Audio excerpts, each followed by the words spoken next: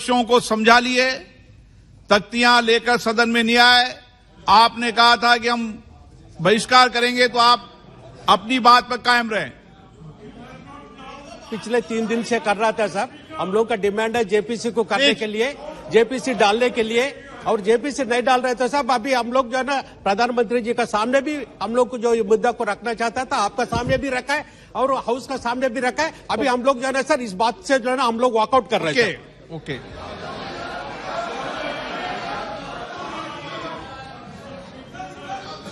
बैठ जाइए आप।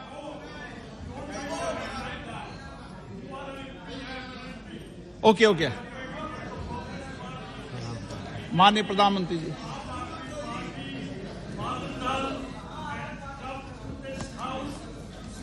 आदरणीय अध्यक्ष जी,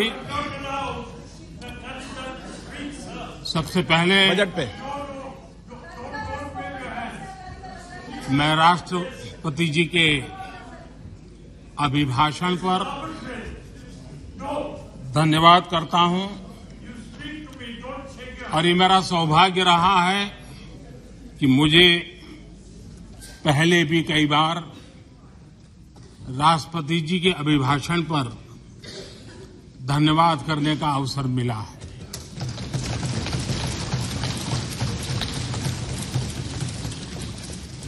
लेकिन इस बार मैं धन्यवाद के साथ साथ राष्ट्रपति महोदया जी का अभिनंदन भी करना चाहता हूं।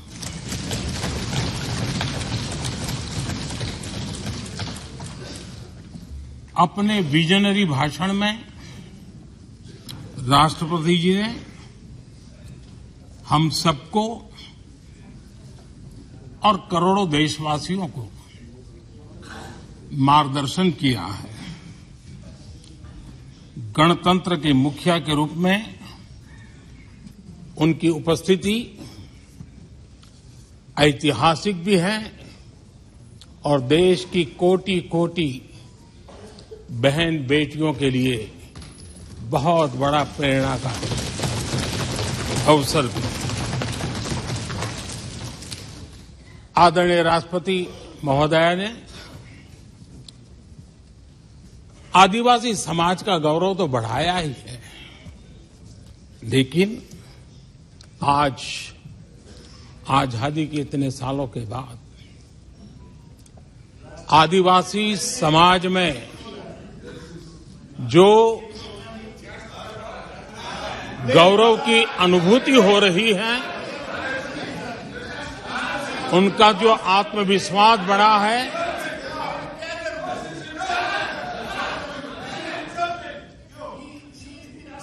और इसके लिए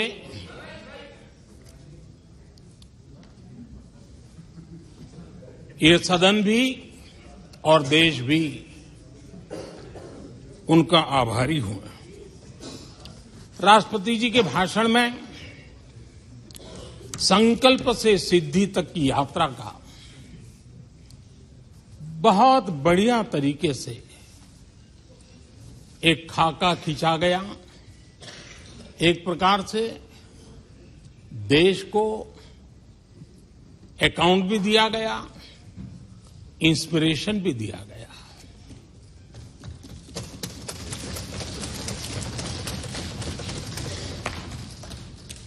आदरणीय अध्यक्ष जी, यहां पर सभी माननीय सदस्यों ने इस चर्चा में हिस्सा लिया। हर किसी ने अपने अपने आंकड़े दिए, अपने अपने तर्क दिए और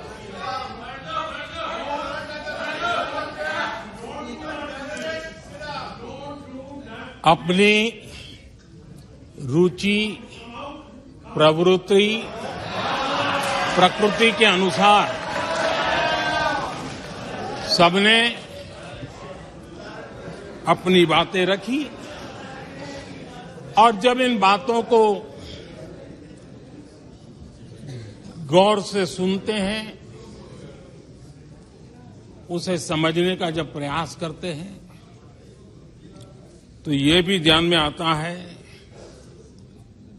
कि किसकी कितनी क्षमता है, किसकी कितनी योग्यता है, किसकी कितनी समझ है और किसका क्या इरादा है। ये सारी बातें प्रकट होती ही हैं और देश भली भांति तरीके से उसका मूल्यांकन भी करता है। मैं चर्चा में शामिल सभी माननीय सदस्यों का हृदय से आभार व्यक्त करता हूं, लेकिन मैं देख रहा था कल कुछ लोगों के भाषण के बाद पूरा इकोसिस्टम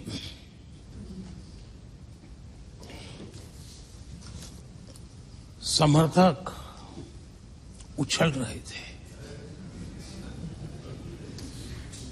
और खुश होकर के कहने लगे, ये हुई है। मैं अंतिम बार बोल रहा हूं, आप सीट पर बैठे बैठे नहीं बोले, आप वरिष्ठ सदस्य हैं और कोई शब्दों को नहीं गलत। आप चुप रहिए। नो नो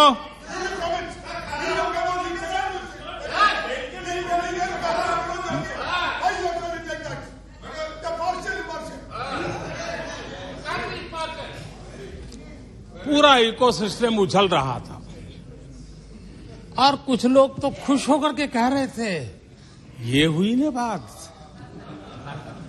बड़ा शायद नींद भी अच्छी आई होगी, शायद आज उठ भी नहीं पाए होंगे।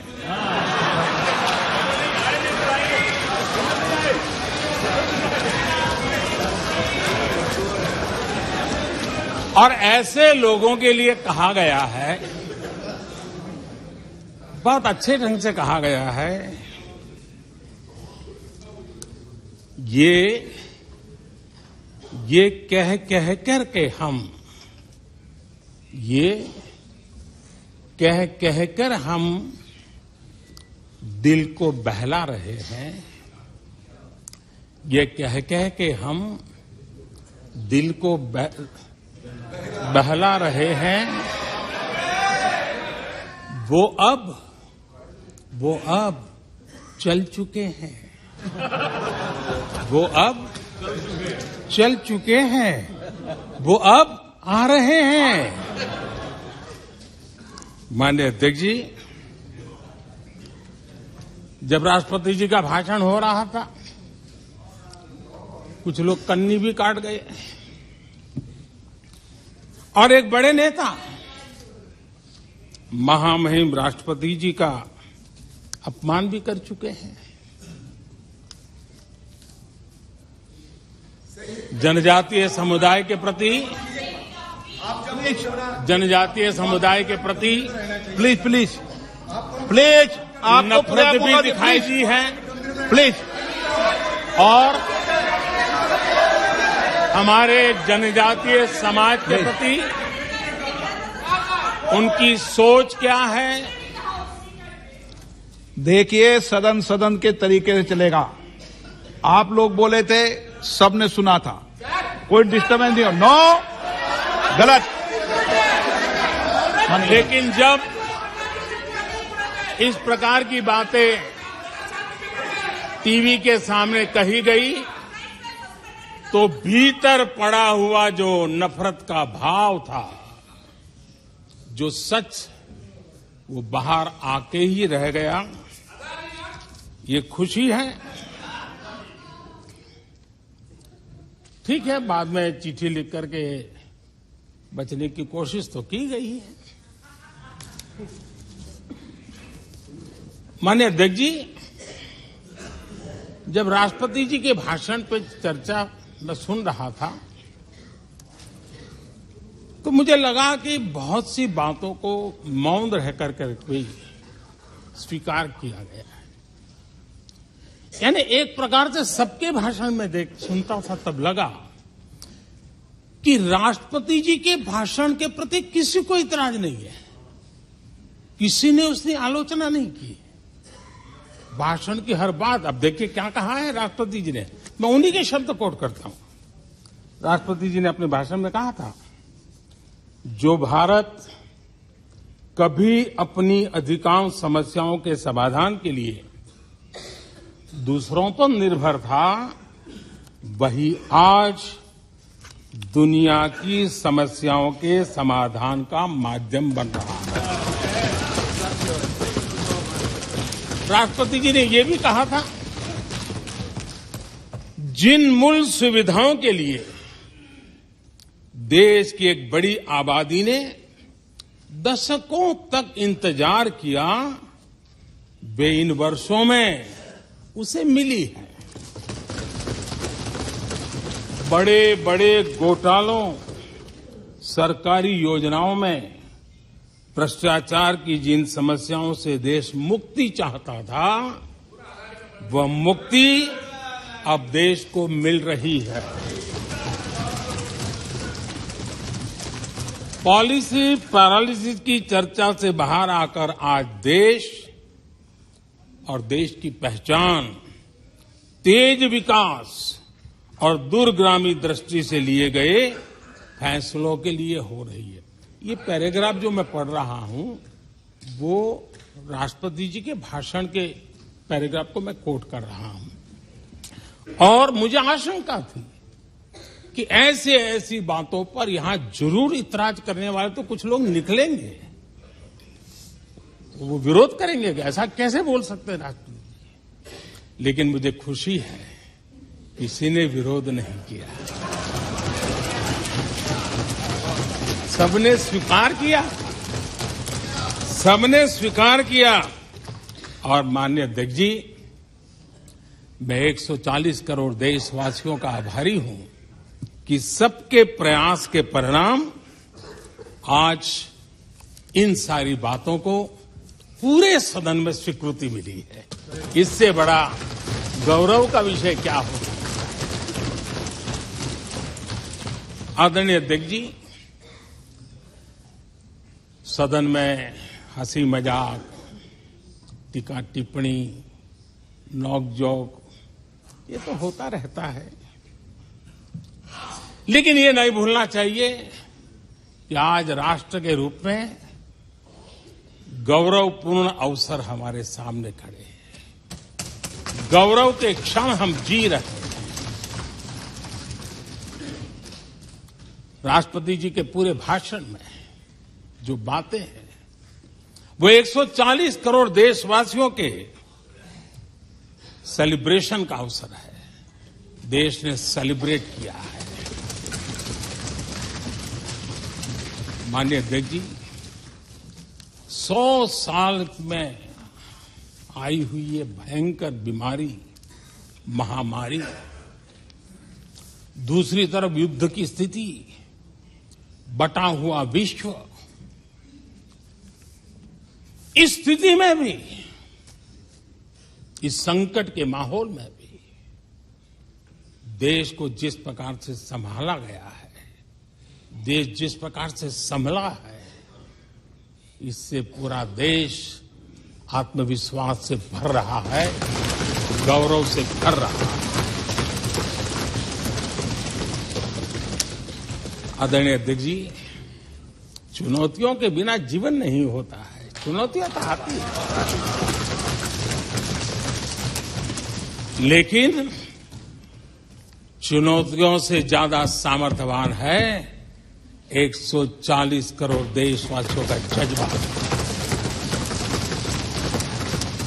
140 करोड़ देशवासियों का सामर्थ्य चुनौतियों से भी ज्यादा मजबूत है, बड़ा है और सामर्थ्य से भरा हुआ है। इतनी बड़ी भयंकर महामारी, बटा हुआ विश्व, युद्ध के कारण हो रहे विनाश, अनेकों देशों में अस्थिरता का माहौल है। कई देशों में भीषण महंगाई है, बेरोजगारी, खाने पीने का संकट और हमारे अड़ोस पड़ोस में भी जिस प्रकार से हालत बने हुई है, ऐसी स्थिति में माननीय अध्यक्ष जी, कौन हिंदुस्तानी इस बात पे गर्व नहीं करेगा कि ऐसे समय में भी देश दुनिया की 5वीं बड़ी अर्थव्यवस्था बना है।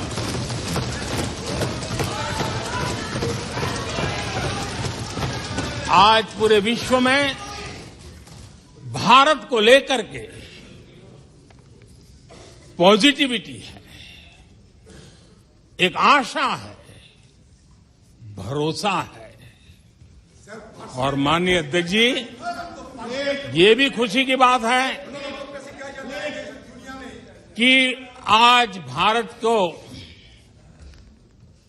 विश्व के समृद्ध देश ऐसे G20 समूह की अध्यक्षता का अवसर भी मिला। ये देश के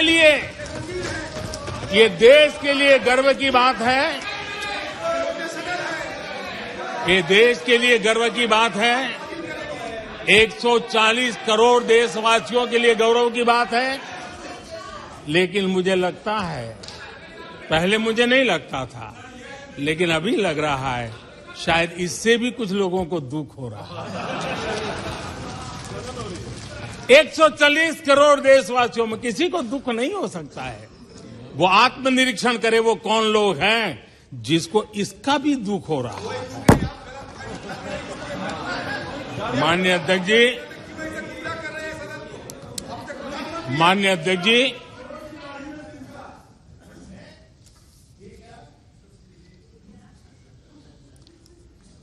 आज दुनिया की हर विश्वसनीय संस्था, सारे एक्सपर्ट्स जो वैश्विक प्रवाहों को बहुत गहराई से अध्ययन करते हैं, जो भविष्य का अच्छे से अनुमान भी लगा सकते हैं, उन सबको आज भारत के प्रति बहुत आशा है, विश्वास है और बहुत एक मात्रा में उमंग भी है। और आखिर ये सब क्यों? ऐसे ही तो नहीं है। आज पूरी दुनिया भारत की तरफ इस प्रकार से बड़ी आशा की नजरों से क्यों देख रही है? इसके पीछे कारण है। इसका उत्तर छिपा है भारत में आई स्थिरता में, भारत की वैश्विक साख में, भारत के बढ़ते सामर्थ्य में और भारत में बन रही नई संभावनाओं में। माननीय अध्यक्ष जी, हमारी रोजमर्रा की जिंदगी में जो बातें हो रही है, उसी को मैं अगर शब्दबद्ध करूं और कुछ बातें उदाहरण से समझाने की कोशिश करूं। अब आप देखिए, भारत में 1-2-3 दशक अस्थिरता के रहे। आज स्थिरता है, पॉलिटिकल स्टेबिलिटी है, स्टेबल गवर्नमेंट भी है और डिसिसिव गवर्नमेंट है।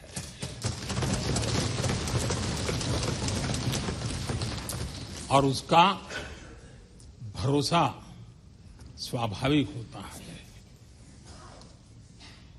एक निर्णायक सरकार, एक पूर्ण बहुमत से चलने वाली सरकार, वो राष्ट्रहित में फैसले लेने का सामर्थ्य रखती है। और ये वो सरकार है, रिफॉर्म आउट ऑफ कंपल्सन नहीं, रिफॉर्म आउट ऑफ कन्विक्शन हो रहे हैं। और हम इस मार्ग पर हटने वाले नहीं हैं, हम चलते रहेंगे। देश को समय की मांग के अनुसार जो चाहिए वो देते रहेंगे। माननीय अध्यक्ष जी, एक और उदाहरण की तरफ मैं जाना चाहूंगा। इस कोरोना काल में मेड इन इंडिया वैक्सीन तैयार हुई। भारत ने दुनिया का सबसे बड़ा वैक्सीनेशन अभियान चलाया और इतना ही नहीं, अपने करोड़ों नागरिकों को मुफ्त वैक्सीन के टीके लगाए। इतना ही नहीं, 150 से ज्यादा देशों को इस संकट के समय हमने जहां जरूरत थी वहां दवाई पहुंचाई, जहां जरूरत थी वहां वैक्सीन पहुंचाई। और आज विश्व के कई देश हैं जो भारत के विषय में इस बात पर बड़े गौरव से विश्व के मंच पर धन्यवाद करते हैं, भारत का गौरवगान करते हैं। उसी प्रकार से तीसरे एक पहलू की तरफ ध्यान देता हूं। इसी संकट काल में आज भारत का डिजिटल इंफ्रास्ट्रक्चर, जिस तेजी से डिजिटल इंफ्रास्ट्रक्चर ने अपनी एक ताकत दिखाई है, एक आधुनिकता की तरफ बदलाव किया है, पूरा विश्व इसका अध्ययन कर रहा है। मैं पिछले दिनों G20 समिट में बाली में था। डिजिटल इंडिया की चारों तरफ वाहवाही हो रही थी और बहुत क्यूरियोसिटी थी कि देश कैसे कर रहा है। कोरोना काल में दुनिया के बड़े बड़े देश, समृद्ध देश अपने नागरिकों को आर्थिक मदद पहुंचाना चाहते थे, नोटें छापते थे, बांटते थे, लेकिन बांट नहीं पाते थे। ये देश हैं जो एक फ्रिक्शन ऑफ सेकंड में लाखों करोड़ों रुपए देशवासियों के खाते में जमा करवा देता है। हजारों करोड़ रुपए ट्रांसफर हो जाते हैं।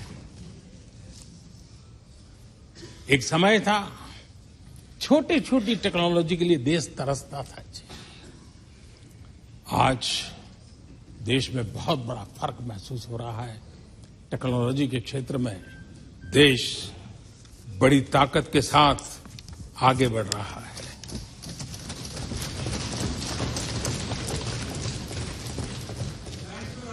कोविन, दुनिया के लोग अपने वैक्सीनेशन का सर्टिफिकेट भी दे नहीं पाते जी। आज वैक्सीन लो, हमारे मोबाइल फोन पर हमारा सर्टिफिकेट दूसरी सेकंड पे अवेलेबल। ये ताकत हमने दिखाई है। माननीय अध्यक्ष जी, भारत में नई संभावनाएं हैं। दुनिया को सशक्त वैल्यू और सप्लाई चेन, उसमें आज पूरी दुनिया ने, कोरोना कालखंड ने सप्लाई चेन के मुद्दे पर दुनिया को हिला के रख दिया है। आज भारत उस कमी को पूरने की ताकत के साथ आगे बढ़ रहा है। कईयों को बात समझना बहुत देर लग जाएगी। भारत आज इसी दिशा में एक मैन्युफैक्चरिंग हब के रूप में उभर रहा है और दुनिया भारत की समृद्धि में अपनी समृद्धि देख रही है। माननीय अध्यक्ष जी, निराशा में डूबे हुए कुछ लोग इस देश की प्रगति को स्वीकार ही नहीं कर पा रहे हैं। उन्हें भारत के लोगों की उपलब्धियां नहीं दिखती है। अरे 140 करोड़ देशवासियों के पुरुषार्थ और प्रयास का परिणाम है, जिसके कारण आज दुनिया में डंका बजना शुरू हुआ है। उन्हें भारत के लोगों के पुरुषार्थ और परिश्रम से प्राप्त उपलब्धियां उनको नजर नहीं आ रही हैं। माननीय अध्यक्ष जी, पिछले 9 वर्ष में भारत में 90,000 स्टार्टअप्स, और आज स्टार्टअप की दुनिया में हम दुनिया में तीसरे नंबर पर पहुंच गए। एक बहुत बड़ा स्टार्टअप इकोसिस्टम आज देश के टायर 2, टायर 3 सिटीज में भी पहुंच चुका है।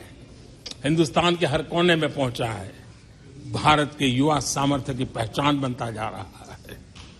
माननीय अध्यक्ष जी, इतने कम समय में और कोरोना के विकट कालखंड में 108 यूनिकॉर्न बने हैं और एक यूनिकॉर्न का मतलब होता है उसकी वैल्यू 6-7 हजार करोड़ से ज्यादा होती है। ये इस देश के नौजवानों ने करके दिखाया। माननीय अध्यक्ष जी, आज भारत दुनिया में मोबाइल मैन्युफैक्चरिंग में दुनिया में दूसरा बड़ा देश बन गया है। घरेलू विमान यात्री डोमेस्टिक एयर ट्रैफिक में आज विश्व में हम तीसरे नंबर पर पहुंच चुके हैं। एनर्जी कंजम्पशन प्रगति के एक मानदंड माना जाता है। आज भारत एनर्जी कंजम्पशन में दुनिया में एक कंज्यूमर के रूप में तीसरे नंबर पर हम पहुंच चुके हैं। रिन्यूएबल एनर्जी की कैपेसिटी में हम दुनिया में चौथे नंबर पर पहुंच चुके हैं। स्पोर्ट्स कभी हमारी कोई पूछ नहीं होती थी, कोई पूछता नहीं था। आज स्पोर्ट्स की दुनिया में हर स्तर पर भारत के खिलाड़ी अपना रुतबा दिखा रहे हैं, अपना सामर्थ्य दिखा रहे हैं। एजुकेशन समेत हर क्षेत्र में आज भारत आगे बढ़ रहा है। पहली बार, माननीय अध्यक्ष जी, गर्व होगा, पहली बार हायर एजुकेशन में एनरोलमेंट वालों की संख्या 4 करोड़ से ज्यादा हो गई। इतना ही नहीं, बेटियों की भी भागीदारी बराबर होती जा रही है।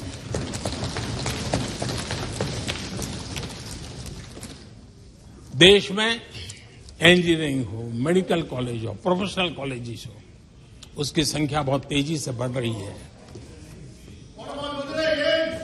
स्पोर्ट्स के अंदर भारत का परचम ओलंपिक हो, कॉमनवेल्थ हो, हर जगह पे हमारे बेटे, हमारी बेटियों ने शानदार प्रदर्शन किया है। माननीय अध्यक्ष जी, किसी भी भारतीय को ऐसी अनेक बातें मैं गिना सकता हूं। राष्ट्रपति जी ने अपने भाषण में कई बातें कही हैं। देश में हर स्तर पर, हर क्षेत्र में, हर सोच में आशा ही आशा नजर आ रही है।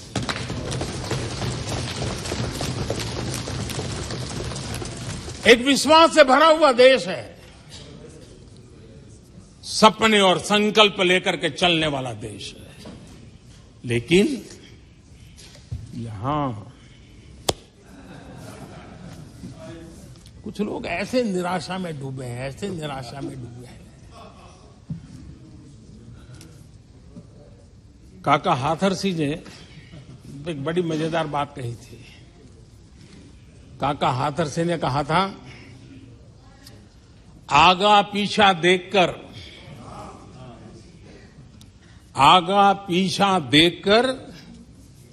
क्यों होते गमगीन, जैसी जिसकी भावना वैसा दिखे सीन।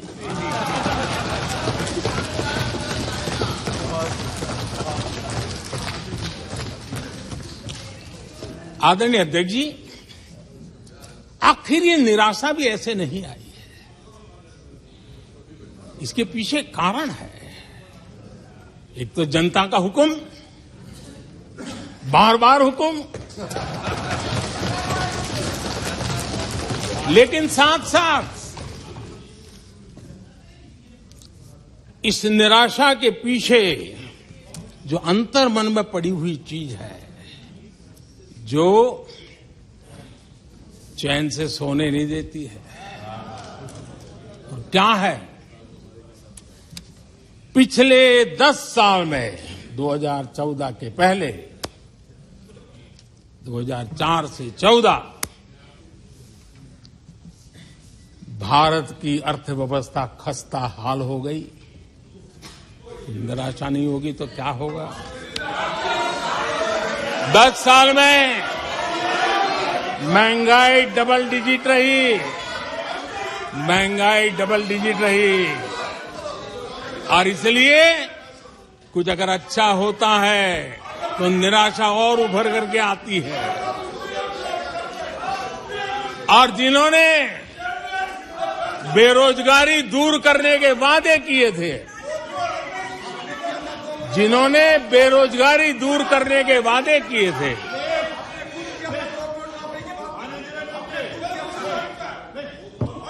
माननीय अध्यक्ष जी, एक बार जंगल में 2 नौजवान शिकार करने के लिए गए और वो गाड़ी में अपनी बंदूक नीचे उतार करके थोड़ा टहलने लगे। उन्होंने सोचा कि थोड़ा अभी आगे चलना है तो थोड़ा जरा हाथ पैर ठीक कर ले,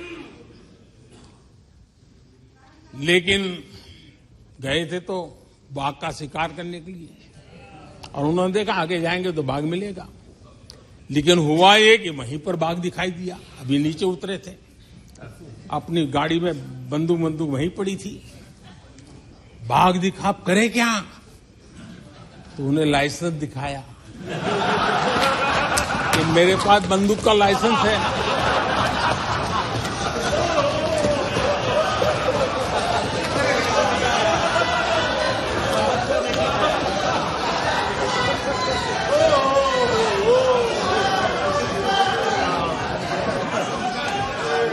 इन्होंने भी बेरोजगारी दूर करने के नाम पर एक कानून दिखाया, वो कानून बना दिया है।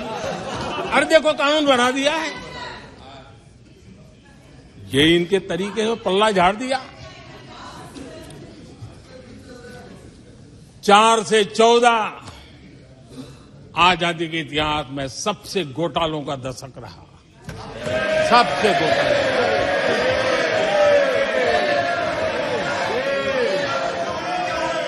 वही 10 साल, यूपीए के वो 10 साल, कश्मीर से कन्याकुमारी,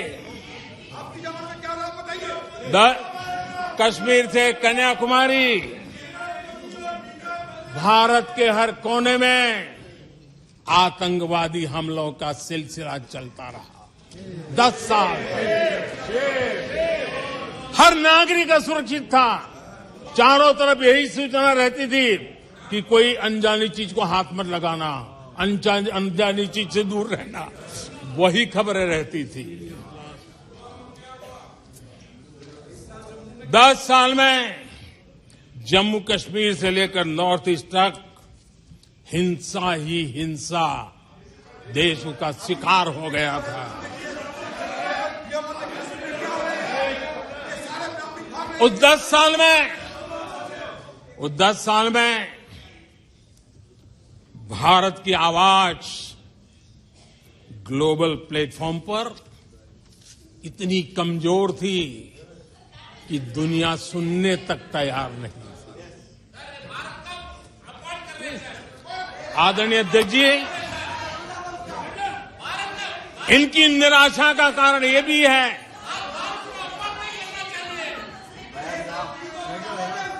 आज जब देश की क्षमता का परिचय हो रहा है, 140 करोड़ देशवासियों का सामर्थ्य खिल रहा है, खुल करके सामने आ रहा है। लेकिन देश का सामर्थ्य तो पहले भी था, लेकिन 4 से लेकर 14 तक इन्होंने वो अवसर गंवा दिया। और यूपीए की पहचान बन गई, हर मौके को मुसीबत में पलट दिया, हर मौके को मुसीबत में पलट दिया। जब टेक्नोलॉजी, इंफॉर्मेशन और टेक्नोलॉजी इंफॉर्मेशन का युग बड़ी तेजी से बढ़ रहा था, उछल रहा था, उसी समय ये 2G में फंसे रहे, मौका मुसीबत में। सिविल न्यूक्लियर डील हुआ, जब सिविल न्यूक्लियर डील की चर्चा थी, तब ये कैश फॉर वॉट में फंसे रहे। ये खेल चले। आदरणीय अध्यक्ष जी, 2010 में कॉमनवेल्थ गेम्स हुए। भारत को दुनिया के सामने, भारत की युवा सामर्थ्य को प्रस्तुत करना एक बहुत बड़ा अवसर था, लेकिन फिर मौका मुसीबत में, और CWG घोटाले में पूरा देश दुनिया में बदनाम हो गया। आदरणीय अध्यक्ष जी,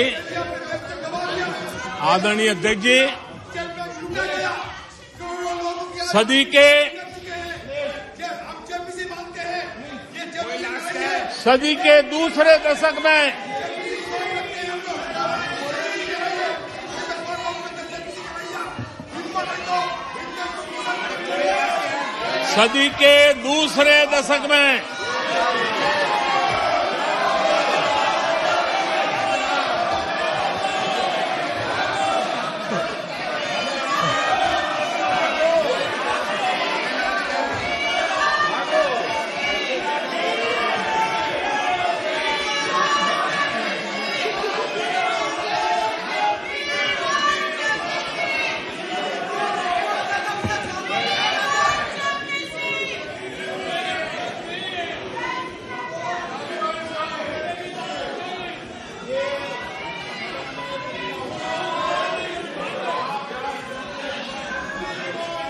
उचित नहीं है, ये संसदीय परंपराओं के अनुरूप नहीं है। आप बिना तथ्यों के बोलते हैं और फिर सुनते नहीं हैं। प्लीज बैठिए। नो, बैठिए। No no no no no. आदरणीय अध्यक्ष जी, ऊर्जा का किसी भी देश के विकास में अपना एक महात्म्य होता है, और जब दुनिया में भारत की ऊर्जा शक्ति के उभार की दिशा में चर्चा की जरूरत थी, इस सदी के दूसरे दशक में हिंदुस्तान की चर्चा ब्लैकआउट के नाते हुई। पूरे विश्व में ब्लैकआउट के वो दिन चर्चा के केंद्र में आ गए। कोयला घोटाला चर्चा में आ गया। आदरणीय अध्यक्ष जी, देश पर इतने आतंकी हमले हुए, 2008 के हमलों को कोई भूल नहीं सकता है, लेकिन आतंकवाद पर सीना तान कर, आंख में आंख मिला करके हमले करने का सामर्थ्य नहीं था। उसे चुनौती को चुनौती देने की ताकत नहीं थी, और उसके कारण आतंकवादियों के हौसले बुलंद होते गए, और पूरा देश 10 साल तक खून बहता रहा। मेरे देश के निर्दोष लोगों का वो दिन गए थे। आदरणीय अध्यक्ष जी, जब LOC भारत के सामर्थ्य की ताकत का अवसर रहता था, उस समय डिफेंस डील को लेकर के हेलीकॉप्टर घोटाले और सत्ता को कंट्रोल करने वाले लोगों के नाम उसमें चिन्हित हो गए। आदरणीय अध्यक्ष जी, जब देश के लिए जरूरत थी और निराशा के मूल में ये चीजें पड़ी हुई है, सब उभर करके आ रहा है। आदरणीय अध्यक्ष जी, इस बात को हिंदुस्तान हर पल याद रखेगा कि 2014 के पहले का जो दशक था, द लॉस्ट डेकेड के रूप में जाना जाएगा, और इस बात को इनकार नहीं कर सकते कि 2030 का जो दशक है, ये इंडियाज डेकेड है पूरे विश्व के लिए। आदरणीय अध्यक्ष जी, थैंक यू शशि जी।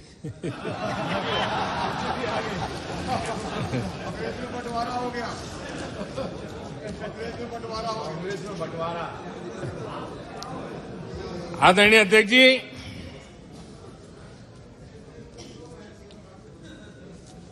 लोकतंत्र में आलोचना का बहुत महत्व मैं मानता हूं और मैं हमेशा मानता हूं कि भारत जो कि मदर ऑफ डेमोक्रेसी है, सदियों से हमारे यहां लोकतंत्र हमारी रगों में पनपा हुआ है और इसलिए मैं हमेशा मानता हूं कि आलोचना एक प्रकार से लोकतंत्र की मजबूती के लिए,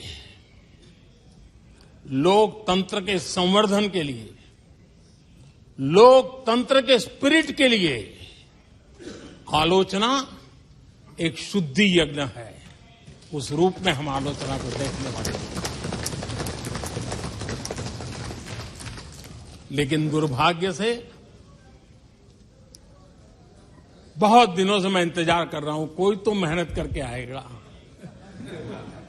कोई तो एनालिसिस करके कोई आलोचना करेगा ताकि देश को कुछ लाभ हो। लेकिन 9 साल आलोचना ने आरोपों में गंवा दिए जिन्होंने, सिवाय आरोप, गाली गलौज, कुछ भी बोल दो, इसके सिवाय कुछ नहीं किया। गलत आरोप। और हाल ये चुनाव हार जाओ, ईवीएम खराब, दे दो गाली। चुनाव हार जाओ, चुनाव आयोग को गाली दे दो। क्या तरीका है? अगर कोर्ट में फैसला पक्ष में नहीं आया तो सुप्रीम कोर्ट को गाली दे दो, उसकी आलोचना कर दो। अगर भ्रष्टाचार की जांच हो रही है, अगर भ्रष्टाचार की जांच हो रही है,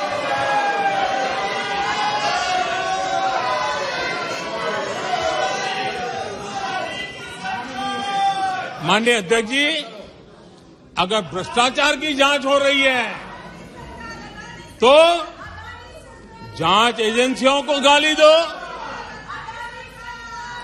अगर सेना पराक्रम करे, सेना अपना शौर्य दिखाए और वो नैरेटिव देश के जन जन के अंदर एक नया विश्वास पैदा करे, तो सेना की आलोचना करो, सेना को गाली दो, सेना पर आरोप करो।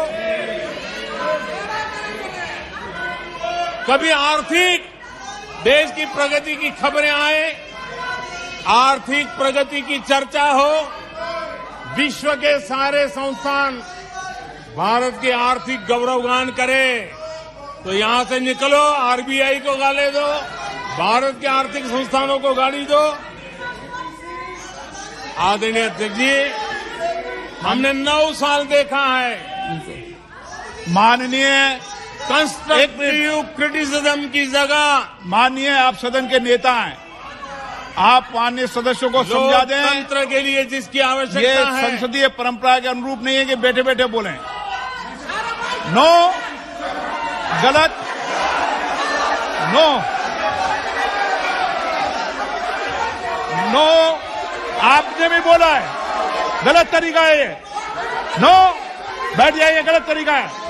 ना, जब सदन के नेता बोल रहे हैं तो आपको मर्यादा से सुनना चाहिए। प्लीज बैठिए। माननीय प्रधानमंत्री जी। माननीय अध्यक्ष जी, पिछले 9 साल हमने देखा है कुछ लोगों की बैंक्रप्सी को देखा है कि कंस्ट्रक्टिव क्रिटिसिज्म की जगह कंपल्सिव क्रिटिक्स ने ले ली है, और ये कंपल्सिव क्रिटिक्स इसी में डूबे हुए हैं, खोए हुए हैं। माननीय अध्यक्ष जी, सदन में भ्रष्टाचार की जांच करने वाली एजेंसियों के बारे में बहुत कुछ कहा गया, और मैंने देखा कि बहुत सारे विपक्ष के लोग इस विषय में सूर मिला रहे थे। मिले मेरा तेरा सुर।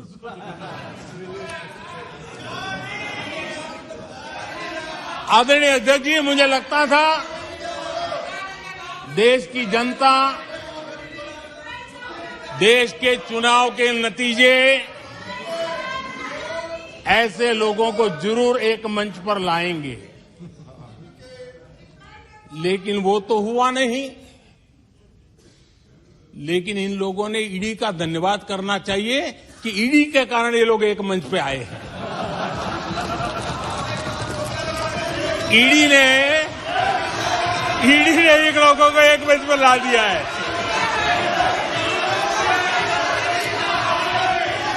और इसलिए जो काम देश के मतदाता नहीं कर पाए,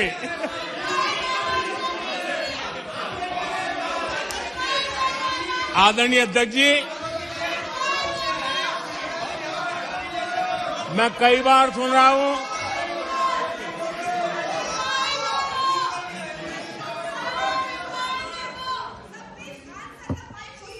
माननीय अध्यक्ष जी, मैं कई बार सुन रहा हूं यहां कुछ लोगों को हार्वर्ड स्टडी का बड़ा क्रेज है। हार्वर्ड स्टडी है, बड़ा क्रेज है। कोरोना काल में ऐसा ही कहा गया था और कांग्रेस ने कहा था कि भारत की बर्बादी पर हार्वर्ड में केस स्टडी होगी, ऐसा कहा था।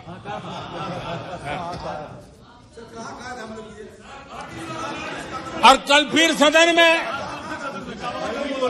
हार्वर्ड यूनिवर्सिटी में स्टडी की बात कल फिर हुई। लेकिन माननीय अध्यक्ष जी, बीते वर्षों में माननीय अध्यक्ष जी, बीते वर्षों में हार्वर्ड में एक बहुत बढ़िया स्टडी हुई है, बहुत इंपॉर्टेंट स्टडी हुई है। और उस स्टडी है, उसका टॉपिक क्या था मैं जरूर सदन को बताना चाहूंगा। और ये स्टडी हो चुकी है। स्टडी है the rise and decline of India Congress party. ये स्टडी हो चुका है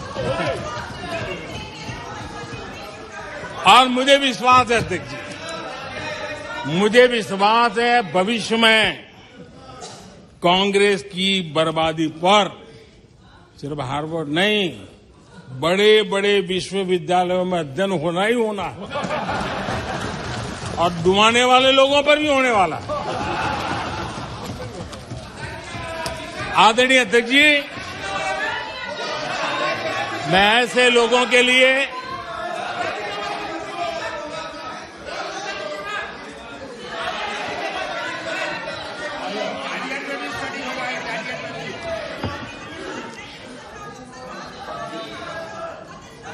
आदरणीय अध्यक्ष जी, इस प्रकार के लोगों के लिए दुष्यंत कुमार ने बहुत बढ़िया बात कही है और दुष्यंत कुमार ने जो कहा है बहुत फिट बैठता है। उन्होंने कहा है, तुम्हारे पांव के नीचे, तुम्हारे पांव के नीचे कोई जमीन नहीं, तुम्हारे पांव के नीचे कोई जमीन नहीं। कमाल ये है कि फिर भी तुम्हें यकीन नहीं।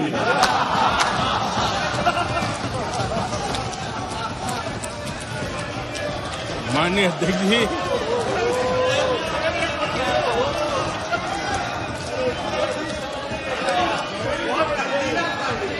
आदरणीय अध्यक्ष जी,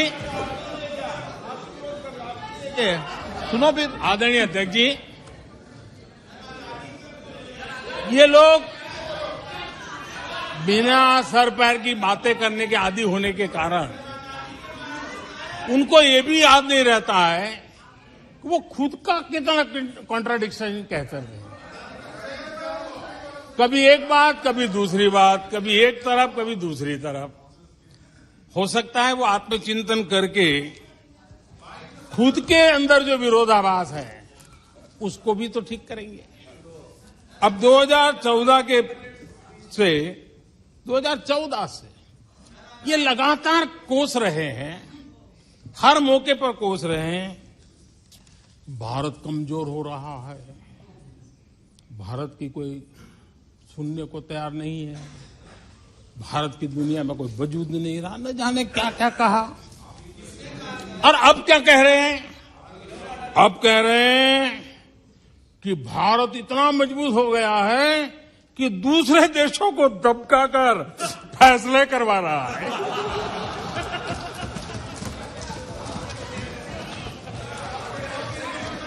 अरे पहले ये तो तय करो भाई कि भारत कमजोर हुआ है कि मजबूत हुआ है। माननीय अध्यक्ष जी,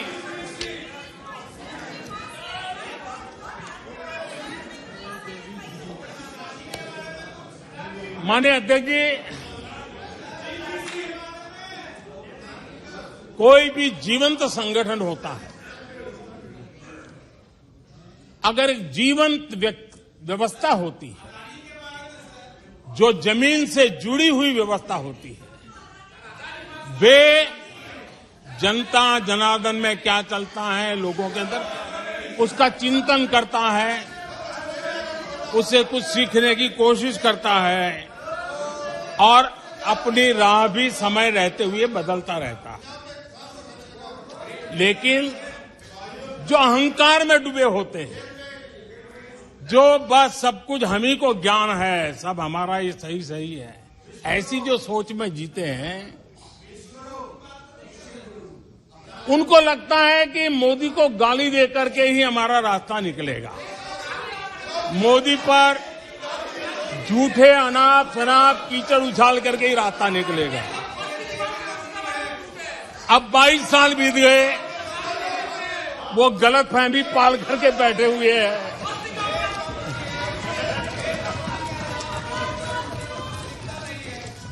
आदरणीय अध्यक्ष जी, मोदी पे भरोसा अखबार की सुर्खियों से पैदा नहीं हुआ है। मोदी पे ये भरोसा टीवी पर चमकते चेहरों से नहीं हुआ है। जीवन खपा दिया है, पल पल खपा दी है, देश के लोगों के लिए खपा दी है, देश के उज्जवल भविष्य के लिए खपा दी है।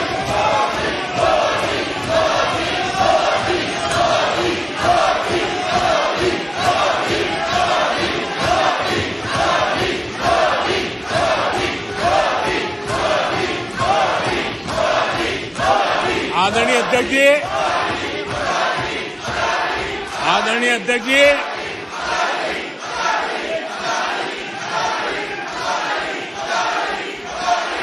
आदरणीय अध्यक्ष जी,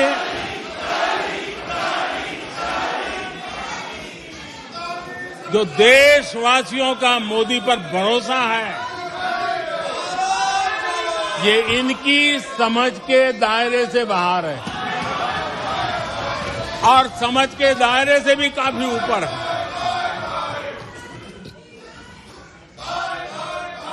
क्या ये झूठे आरोप लगाने वालों पर मुफ्त राशन प्राप्त करने वाले मेरे देश के 80 करोड़ देशवासी क्या कभी उन पर भरोसा करेंगे क्या? आदरणीय अध्यक्ष जी, one nation one ration card देश भर में कहीं पर भी गरीब से गरीब को भी जब राशन मिल जाता है, वो आपकी झूठी बातों पर, आपके गलत गलीच आरोपों पर कैसे भरोसा करेगा? आदरणीय अध्यक्ष जी, जिस किसान के खाते में साल में 3 बार पीएम किसान सम्मान निधि के 11 करोड़ किसानों के खाते में पैसा जमा होते हैं। वो आपकी गालियां, आपके झूठे आरोपों पर विश्वास कैसा करेगा। आदरणीय अध्यक्ष जी, जो कल फुटपाथ पर जिंदगी जीने के लिए मजबूर था, जो झुग्गी झोपड़ी में जिंदगी बसर करता था, ऐसे 3 करोड़ से ज्यादा लोगों को पक्के घर मिले हैं। उनको तुम्हारी ये गालियां, ये तुम्हारे झूठी बातें क्यों वो भरोसा करेगा। अध्यक्ष जी, आदरणीय अध्यक्ष जी, 9 करोड़ लोगों को मुफ्त गैस का कनेक्शन मिला है। वो आपकी झूठ को कैसे स्वीकार करेगा। 11 करोड़ बहनों को इज्जत घर मिला है, शौचालय मिला है। वो आपके झूठ को कैसे स्वीकार करेगा। आदरणीय अध्यक्ष जी, आजादी के 75 साल बीत गए। 8 करोड़ परिवारों को आज नल से जल मिला है। वो माताएं तुम्हारे झूठ को कैसे स्वीकार करेगी। तुम्हारी गलतियों को, गालियों को कैसे स्वीकार करेगी। आयुष्मान भारत योजना से 2 करोड़ परिवारों को मदद पहुंची है। जिंदगी बच गई है उनकी। मुसीबत के समय मोदी काम आया है।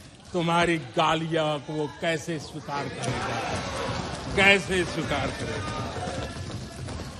आदरणीय अध्यक्ष जी, आपकी गालियां, आपके आरोपों को इन कोटि आदरणीय अध्यक्ष जी, आपकी गालियों को, आपके आरोपों को इन कोटि भारतीयों से होकर के गुजरना पड़ेगा, जिनको दशकों तक मुसीबतें में जिंदगी जीने के लिए तुमने मजबूर किया था। आदरणीय अध्यक्ष जी, कुछ लोग अपने लिए, अपने परिवार के लिए बहुत कुछ तबाह करने पर लगे हुए हैं। अपने लिए, अपने परिवार के लिए जी रहे हैं। मोदी तो 25 करोड़ देशवासियों के परिवार का सदस्य है।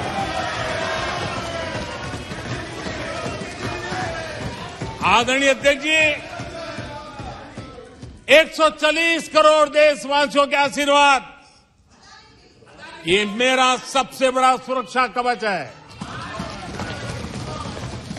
और गालियों के शस्त्र से, झूठ के शस्त्रास्त्रों से इस सुरक्षा कवच को कभी तुम भेद नहीं सकते हो। वो विश्वास का सुरक्षा कवच है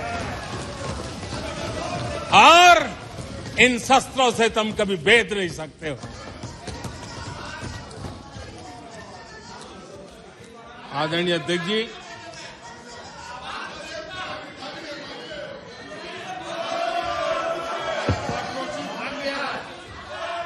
आने सदस्य प्लीज। नहीं, ये तरीका उचित नहीं है आपका। कोई तरीका उचित नहीं है। इस तरीके से सदन नहीं चलेगा। मैं आपको बता देता हूं, तरीका गलत है। बैठिए। क्या सदन है, संसद है?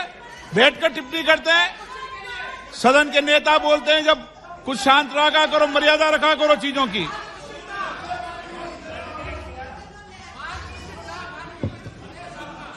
आदरणीय अध्यक्ष जी,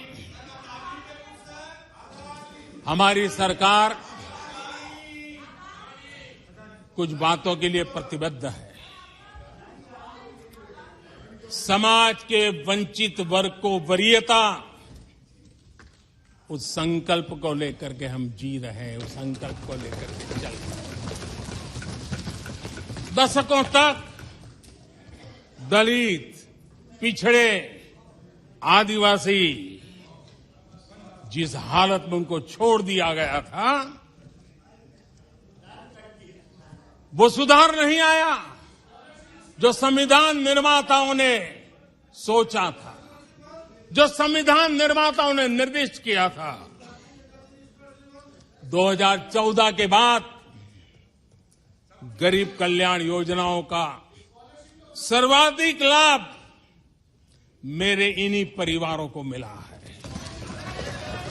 दलित, पिछड़ों, आदिवासी की बस्तियों में पहली बार, मानिए थे कि पहली बार बिजली पहुंची है।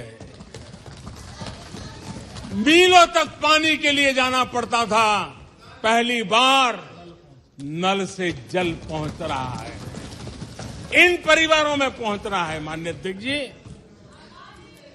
अनेक परिवार, कोटि कोटि परिवार पहली बार पक्के घर में आज जा पाए हैं, वहां रह पाए हैं।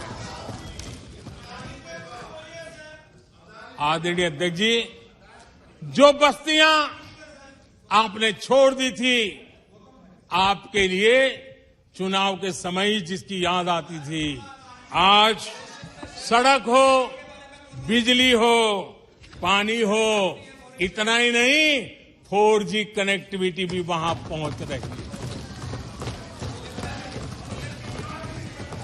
आदरणीय अध्यक्ष जी, पूरा देश गौरव कर रहा है। आज एक आदिवासी राष्ट्रपति के रूप में जब देखते हैं, पूरा देश गौरवगान कर रहा है।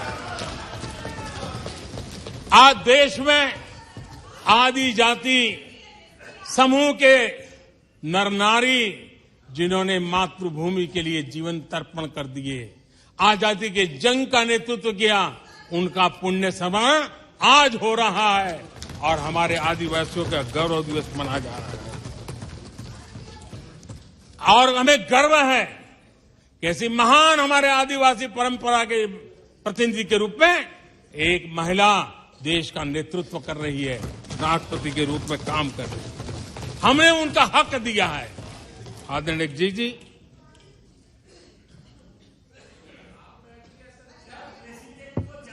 आदरणीय अध्यक्ष जी, हम पहली बार देख रहे हैं, एक बात ये भी सही है, हम सबका समान अनुभव है, सिर्फ मेरा ही ऐसा है ऐसा नहीं, आपका भी है। हम सब जानते हैं कि जब मां सशक्त होती है तो पूरा परिवार सशक्त होता है। जब मां सशक्त होती है तो परिवार सशक्त होता है, परिवार सशक्त होता है तो समाज सशक्त होता है, और तभी जाकर के देश सशक्त होता है।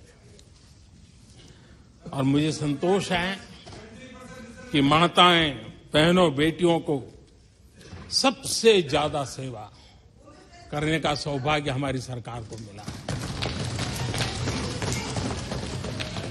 हर छोटी मुसीबत को दूर करने का प्रामाणिक पूर्वक प्रयास किया है, बड़ी संवेदनशीलता के साथ उस पर हमने ध्यान केंद्रित किया है। आदरणीय अध्यक्ष जी, कभी कभी मजाक उड़ाया जा रहा है, ऐसा कैसा प्रधानमंत्री है, लाल किले पर से टॉयलेट की बातें करता है, बड़ी मजाक उड़ाई गई।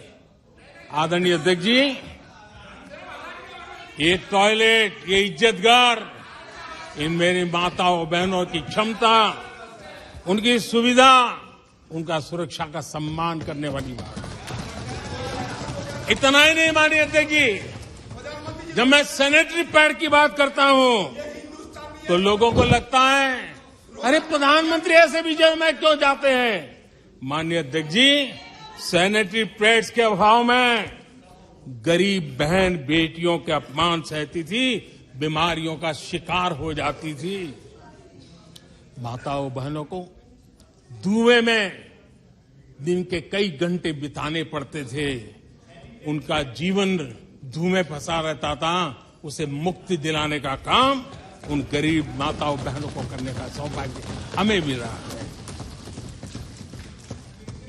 जिंदगी खप जाती थी, आधा समय पानी के लिए आधा समय केरोसिन की लाइन के अंदर खपे रहते थे, आज उससे मुक्ति देने का संतोष, उन माताओं बहनों को मुक्ति देने का संतोष।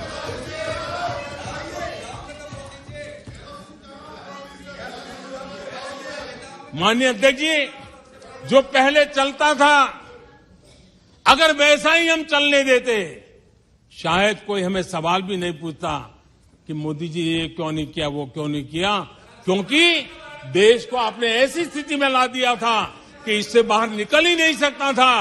वैसी निराशा में देश को झोंक कर रखा हुआ था। हमने उज्ज्वला योजना से धुएं से मुक्ति दिलाई, जल जीवन से पानी दिया, बहनों के सशक्तिकरण के लिए काम किया, 9 करोड़ बहनों को सेल्फ हेल्प ग्रुप, स्वयं सहायता समूह से जोड़ना, माइनिंग से लेकर के डिफेंस तक, आज माताओं बहनों को, बेटियों को अवसर खोल दिए हैं। ये खोलने का काम हमारी सरकार ने किया है। आदरणीय अध्यक्ष जी, इस बात को हम याद करें, वोट बैंक की राजनीति ने देश के सामर्थ्य को कभी कभी बहुत बड़ा गहरा धक्का पहुंचाया है, और उसी का परिणाम है कि देश में जो होना चाहिए, जो समय पे होना चाहिए था, उस पर काफी देर हो गई। आप देखिए, मध्यम वर्ग लंबे समय तक मध्यम वर्ग को पूरी तरह नकार दिया गया, उसकी तरफ देखा तक नहीं गया। एक प्रकार से वो मान के चला कि हमारा कोई नहीं, अपने ही बलबूते पर जो हो सकता है करते चलो, वो अपनी पूरी शक्ति बेचारा खपा देता था। लेकिन हमारी सरकार, एनडीए सरकार ने मध्यम वर्ग की ईमानदारी को पहचाना है, उन्हें सुरक्षा प्रदान की है, और आज हमारा परिश्रमी मध्यम वर्ग देश को नई ऊंचाई पर ले जा रहा है। सरकार के विभिन्न योजनाओं से मध्यम वर्ग को कितना लाभ हुआ है, माननीय अध्यक्ष जी, मैं उदाहरण देता हूं। 2014 से पहले जीबी डेटा, क्योंकि आज युग बदल चुका है, ऑनलाइन दुनिया चल रही है, हर एक के हाथ में मोबाइल पड़ा हुआ है, कुछ लोगों के जेब फटे हुए हो तो भी मोबाइल तो होता ही है। आदरणीय अध्यक्ष जी, 2014 के पहले जीबी डेटा की कीमत 250 रुपया थी, आज सिर्फ 10 रुपया, आज सिर्फ 10 रुपया। आदरणीय अध्यक्ष जी, एवरेज हमारे देश में एक नागरिक एवरेज 20 जीबी का उपयोग करता है। अगर उस हिसाब को मैं लगाऊं तो एवरेज एक व्यक्ति का 5,000 रुपया बचता है। आदरणीय अध्यक्ष जी, 5,000 रुपया बचता है। आदरणीय अध्यक्ष जी, जन औषधि स्टोर आज पूरे देश में आकर्षण का कारण बने हैं, क्योंकि मध्यम वर्ग का परिवार, उसको अगर परिवार में सीनियर सिटीजन है, डायबिटीज जैसी बीमारी है, तो 1,000, 2,000, 2,500, 3,000 की दवाई हर महीना लेनी पड़ती है। जन औषधि केंद्र में जो दवाई बाजार में 100 रुपए में मिलती है, जन औषधि में 10 रुपए, 20 रुपए मिलती है। आज 20,000 करोड़ रुपया मध्यम वर्ग का जन औषधि के कारण बचा है। माननीय अध्यक्ष जी,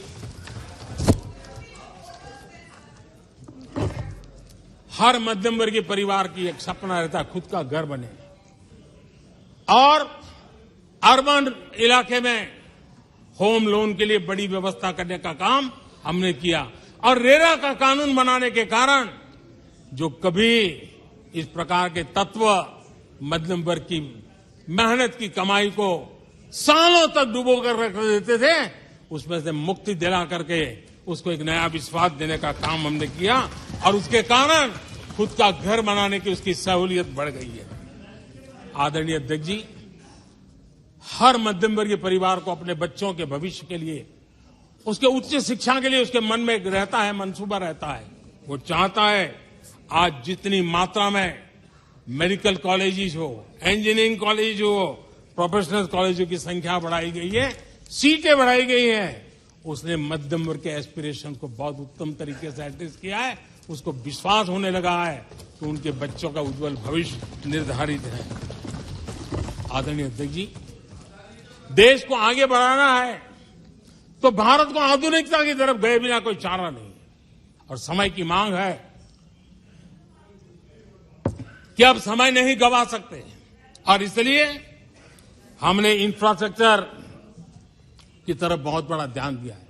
और ये भी माने स्वीकार रखा, भारत की एक जमाने में पहचान थी गुलामी के कालखंड के पहले। गुलामी के कालखंड के पहले ये देश आर्किटेक्चर के लिए, इंफ्रास्ट्रक्चर के लिए दुनिया में उसकी एक ताकत थी, पहचान थी। गुलामी के कालखंड में सारा नष्ट हो गया। देश आजाद होने के बाद वो दिन दोबारा में आएगा ऐसी आशा थी, लेकिन वो भी समय बीत गया। जो होना चाहिए था, जिस गति से होना चाहिए, जिस स्केल से होना चाहिए था, वो हम नहीं कर पाए। आज उसमें बहुत बड़ा बदलाव इस दशक में देखा जा रहा है। सड़क हो, समुद्री मार्ग हो, व्यापार हो, वाटरवेज हो, हर क्षेत्र में आज इंफ्रास्ट्रक्चर का कायाकल्प देख रहा है। हाईवे पर रिकॉर्ड निवेश हो रहा है। माननीय अध्यक्ष जी, दुनिया भर में आज चौड़ी सड़कों की बात होती थी, भारत में चौड़ी सड़कें, हाईवे, एक्सप्रेसवे आज देश की नई पीढ़ी देख रही है। भारत में वैश्विक स्तर के अच्छे हाईवे, एक्सप्रेस दिखे, इस दिशा में हमारा काम है। पहले रेलवे इंफ्रास्ट्रक्चर अंग्रेजों ने जो देकर के गए, उसी पर भी हम बैठे रहे, उसी को हमने अच्छा मान लिया, गाड़ी चलती थी। आदरणीय अध्यक्ष जी, वो समय था, आदरणीय अध्यक्ष जी, वो समय था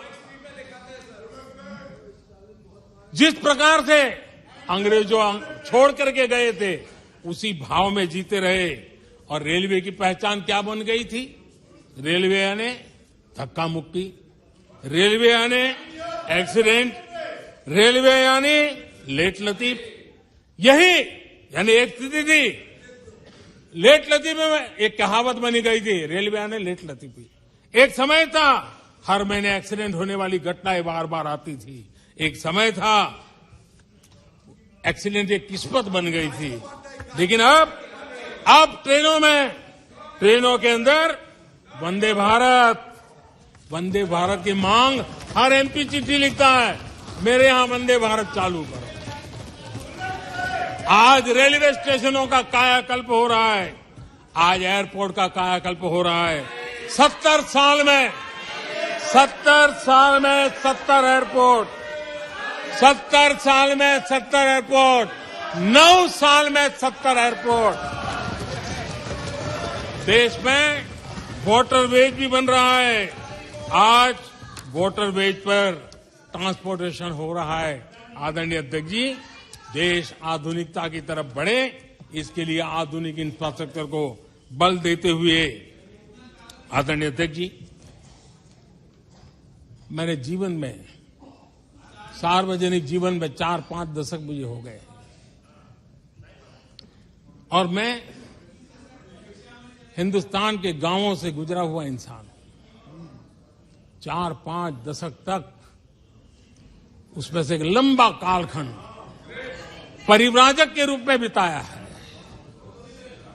हर स्तर के परिवारों से बैठने उठने का, बात करने का अवसर मिला, और इसलिए भारत के हर भूभाग को, समाज की हर भावना से परिचित हूं। और मैं इसके आधार पर कह सकता हूं, और बड़े विश्वास से कह सकता हूं, कि भारत का सामान्य मानवी पॉजिटिविटी से भरा हुआ है। सकारात्मकता उसके स्वभाव का, उसके संस्कार का हिस्सा है। भारतीय समाज नेगेटिविटी को सहन कर लेता है, स्वीकार नहीं करता। ये उसकी प्रकृति नहीं। भारतीय समुदाय का स्वभाव खुशमिजाज है, स्वप्नशील समाज है, सत्कर्म के रास्ते पर चलने वाला समाज है, सृजन कार्य से जुड़ा हुआ समाज है। हम मैं आज कहना चाहूंगा, जो लोग सपने लेकर के बैठे हैं कि कभी यहां बैठते थे, फिर कभी मौका मिलेगा, ऐसे लोग जरा 50 बार सोचें, अपने तौर तरीकों पर जरा पुनर्विचार करें। लोकतंत्र में आपको भी आत्मचिंतन करने की आवश्यकता है। आधार आज डिजिटल लेन देन का सबसे बड़ा महत्वपूर्ण अंग बन गया। आपने उसको भी निराधार करके रख दिया था, आप उसके भी पीछे पड़ गए थे। उसको भी रोकने के लिए कोर्ट कचहरी तक को छोड़ा नहीं था। जीएसटी को न जाने क्या क्या कह दिया गया, पता नहीं, लेकिन आज हिंदुस्तान की अर्थव्यवस्था को और सामान्य मानवी को जीवन सुगम बनाने में जीएसटी ने एक बहुत बड़ी भूमिका अदा की। वो जमा एचएएल को कितनी गालियां दी गई, किस प्रकार से बड़े बड़े फोरम का मिसयूज किया गया। आज एशिया का सबसे बड़ा हेलीकॉप्टर बनाने वाला हब बन चुका है, जहां से तेजस हवाई जहाज सैकड़ों की संख्या में बन रहे हैं। भारतीय सेना के हजारों करोड़ रुपए का ऑर्डर आज एचएएल के पास है। भारत के अंदर आज वाइब्रेंट डिफेंस इंडस्ट्री आगे आ रही है। आज भारत डिफेंस एक्सपोर्ट करने लगा है। माननीय अध्यक्ष जी, हिंदुस्तान के हर नौजवान को गर्व होता है। निराशा में डूबे हुए लोगों से अपेक्षा नहीं है। आदरणीय अध्यक्ष जी, आप जानते हैं भली भांति, समय सिद्ध कर रहा है, जो कभी यहां बैठते थे वो वहां जाने के बाद भी फेल हुए हैं। वहां जाने के बाद भी फेल हुए और देश पास होता जा रहा है, डिस्टिंक्शन पे जा रहा है। और इसलिए समय की मांग है कि आज निराशा में डूबे हुए लोग थोड़ा स्वस्थ मन रख के आत्मचिंतन करें। आदरणीय अध्यक्ष जी, यहां जम्मू कश्मीर की भी चर्चा हुई, जम्मू कश्मीर की भी चर्चा हुई, और जो अभी अभी जम्मू कश्मीर घूम कर गए उन्होंने देखा होगा कितने आन बान शान के साथ आप जम्मू कश्मीर में जा सकते, घूम सकते, फिर सकते। आदरणीय अध्यक्ष जी, पिछली शताब्दी के उत्तरार्ध में, आदरणीय अध्यक्ष जी, पिछली शताब्दी के उत्तरार्ध में मैं भी जम्मू कश्मीर में यात्रा लेके गया था और लाल चौक में तिरंगा फहराने का संकल्प लेकर के चला था। और तब आतंकवादियों ने पोस्टर लगाए थे, आतंकवादियों ने पोस्टर लगाए थे उस समय, और कहा था कि देखते हैं किसने अपनी मां का दूध पिया है जो लाल चौक में आके तिरंगा फहराता है। पोस्टर लगे थे। और उस दिन वो 24 जनवरी थी, मैंने जम्मू के अंदर बड़ी सभा में कहा था, अध्यक्ष जी मैं पिछली शताब्दी की बात कर रहा हूं, और तब मैंने कहा था आतंकवादी कान खोल करके सुन ले। उस दिन मैंने कहा था आतंकवादी कान खोल करके सुन ले। 26 जनवरी को ठीक 11 बजे मैं लाल चौक पहुंचूंगा, बिना सिक्योरिटी आऊंगा, बुलेट प्रूफ जैकेट के बिना आऊंगा, और फैसला लाल चौक में होगा किसने अपनी मां का दूध पिया।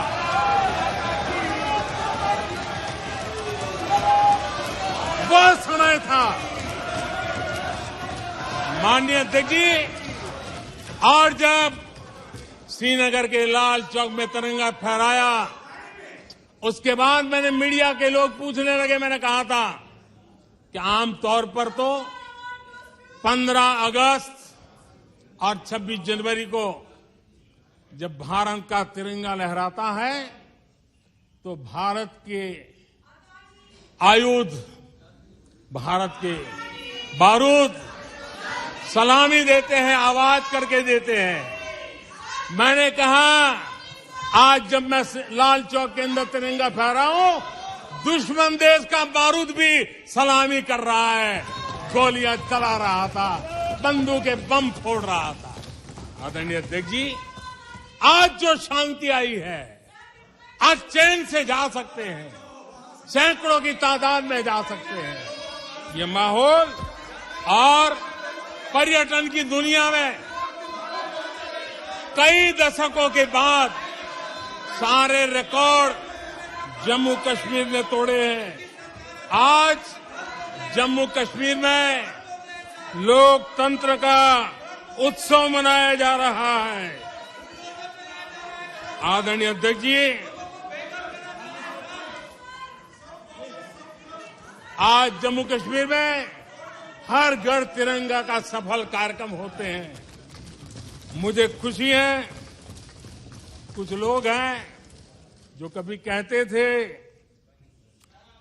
तिरंगे से शांति बिगड़ने का खतरा लगता था, कुछ लोगों को ऐसा कहते थे कि तिरंगे से जम्मू कश्मीर में शांति बिगड़ने का खतरा लगता था। वक्त देखिए, वक्त का मजा देखिए, अब वो भी तिरंगा यात्रा में शरीक हो गए।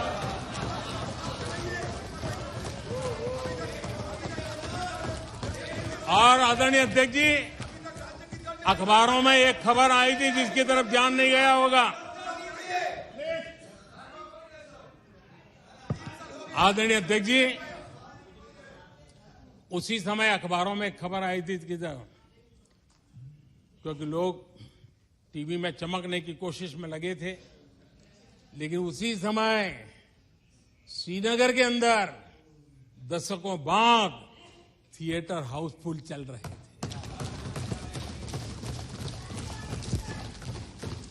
और अलगाववादी दूर दूर तक नजर नहीं आते थे। अब ये भी देश ने देखा है। आदरणीय अध्यक्ष जी, अभी हमारे साथी आकर ही हमारे माननीय सदस्य नॉर्थ ईस्ट के लिए कह रहे थे। मैं कहूंगा जरा एक बार नॉर्थ ईस्ट हो आइए। आपके जमाने का नॉर्थ ईस्ट और आज के जमाने का नॉर्थ ईस्ट देखिए। आधुनिक चौड़े हाईवे हैं, रेल की सुख सुविधा वाली सफर है, आप आराम से हवाई जहाज से जा सकते हैं। नॉर्थ ईस्ट के हर कोने में आज बड़ी, और मैं गर्व के साथ कहता हूं, आजादी का 75 साल मना रहे हैं, तब मैं गर्व से कहता हूं 9 साल में करीब 7500 7,500 7,500 जो हथियार के रास्ते पर चल पड़े थे, ऐसे लोगों ने सरेंडर किया और अलगाववादी प्रवृत्ति छोड़ करके मुख्य धारा में आने का काम किया है। आदरणीय अध्यक्ष जी, आज त्रिपुरा में लाखों परिवारों को पक्का घर मिला है, उसकी खुशी में मुझे शरीक होने का अवसर मिला। जब मैंने त्रिपुरा में हीरा योजना की बात कही थी, तब मैंने कहा था हाईवे, हाईवे, रेलवे और एयरवे, हीरा, ये हीरा का आज सफलतापूर्वक त्रिपुरा की धरती पर मजबूती नजर आ रही है। त्रिपुरा तेज गति से आज भारत की विकास यात्रा का भागीदार बना है। आदरणीय अध्यक्ष जी, मैं जानता हूं सच सुनने के लिए भी बहुत सामर्थ्य लगता है। आदरणीय अध्यक्ष जी, झूठे गंदे आरोपों को सुनने के लिए भी बहुत बड़ा धैर्य लगता है, और मैं इन सबका अभिनंदन करता हूं जिन्होंने धैर्य के साथ गंदी से गंदी बातें सुनने का ताकत दिखाई है। ये अभिनंदन के अधिकारी हैं। लेकिन जो सच सुनने का सामर्थ्य नहीं रखते हैं, वो कितनी निराशा की गर्त में डूब चुके होंगे, इसका देश आज सबूत देख रहा है। माननीय अध्यक्ष जी,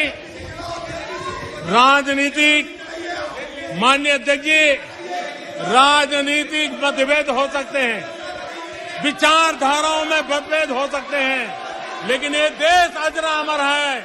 आओ हम चल पड़े, 2047 आजादी के 100 साल मनाएंगे, एक विकसित भारत बना के रहेंगे, एक सपना लेकर के चले, एक संकल्प लेकर के चले, पूरे सामर्थ्य के साथ चले।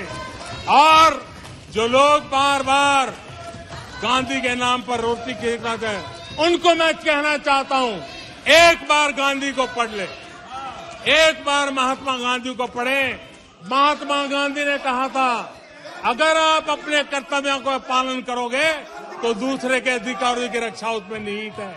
आज कर्तव्य और अधिकार के बीच में भी लड़ाई देख रहे हैं।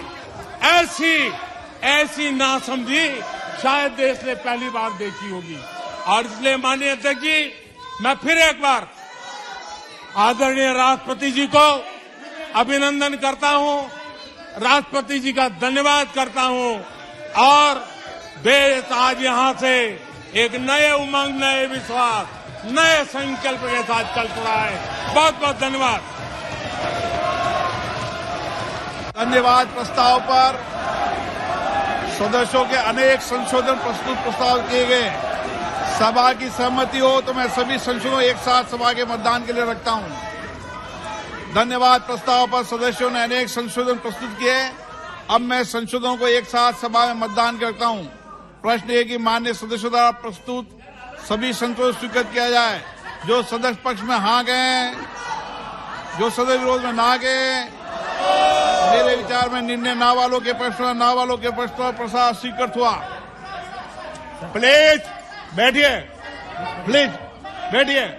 देखिए माननीय सदस्य, प्लीज एक मिनट बैठिए, एक मिनट बैठे साहब, एक मिनट बैठो पहले आप, एक मिनट बैठिए आप, प्लीज 1 मिनट सिटिंग। मैंने कल सभी माननीय सदस्यों ने एक मिनट अधीर रंजन जी, प्लीज एक मिनट सुनिए, बात सुनिए, एक मिनट बात सुनिए।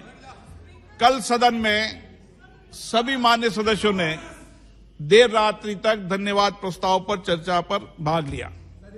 कुछ माननीय सदस्यों ने राष्ट्रपति अभिभाषण के बार के बिंदु भी कहे। बिना तथ्यों के, बिना सबूतों के सदन का गलत तरीके से उपयोग किया गया, जो सदन की मर्यादा के अनुरूप नहीं है। और मेरा आग्रह है, हम सब लोग जिस धन्यवाद प्रस्ताव पर राष्ट्रपति जी को धन्यवाद देना चाहते हैं, उस पर एक मुझसे धन्यवाद दें। अब मैं राष्ट्रपति जी के अभिभाषण पर धन्यवाद प्रस्ताव को सभा के मतदान के लिए रखता हूं। प्रश्न है कि राष्ट्रपति की सेवा में निम्नलिखित शब्दों में एक समावेदन प्रस्तुत किया जाए कि इस सत्र में समवेत लोकसभा के सदस्य राष्ट्रपति के उस अभिभाषण के लिए जो उन्होंने 31 जनवरी 2023 को एक साथ समवेत संसद की दोनों सभाओं के समक्ष देने की कृपा की, उनके अत्यंत आभारी हैं। जो सदस्य पक्ष में वो हाँ गए हैं, मेरे विचार में निर्णय हाँ वालों के पक्षवा प्रस्ताव स्वीकृत हुआ।